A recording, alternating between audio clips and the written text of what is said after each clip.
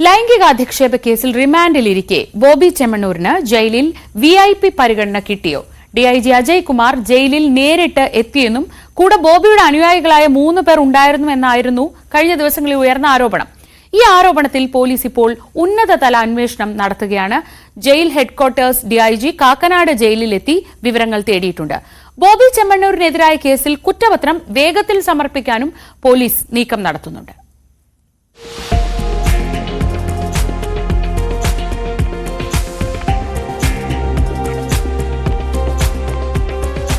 ബോബി ചെമ്മണ്ണൂരിന് ജയിലിൽ VIP പരിഗണന നൽകിയെന്ന വിവാദം അന്വേഷിക്കാൻ മുഖ്യമന്ത്രി നിർദ്ദേശിച്ചതോടെയാണ് അന്വേഷണത്തിന് ജയിൽ വകുപ്പ് തുടക്കം കുറിച്ചത്.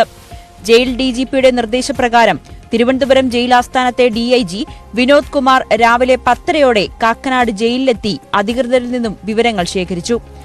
മധ്യമേഖല DIG അജയ് കുമാർ ബോബി ചെമ്മണ്ണൂരിനെ കാണാൻ ജയിലിൽ നേരിട്ടെത്തിയെന്നും കൂടെ ബോബി ചെമ്മണ്ണൂരിന്റെ അനുയായികളായ 3 പേരുണ്ടായിരുന്നുവെന്നുമാണ് ആരോപണം.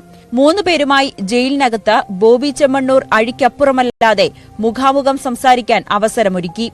ജയിലിൽ നിന്നും ഫോൺ വിളിക്കാൻ 200 രൂപ കയ്യിൽ കൊടുത്തു തുടങ്ങിയ ആരോപണങ്ങളാണ് ഉയർന്നത്.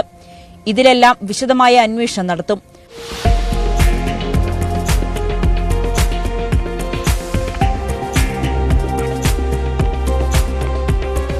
അതേസമയം ഹണി റോസിനെതിരെ ബോബി ചെമ്മണ്ണൂർ അശ്ലീല പരാമർശം നടത്തിയെന്ന കേസിൽ അന്വേഷണം ഉടൻ പൂർത്തിയാക്കാനുള്ള ശ്രമത്തിലാണ് പോലീസ്.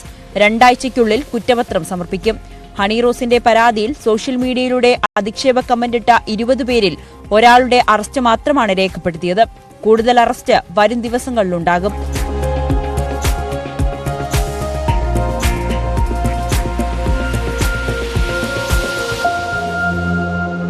ന്യൂസ് 18 കൊച്ചി.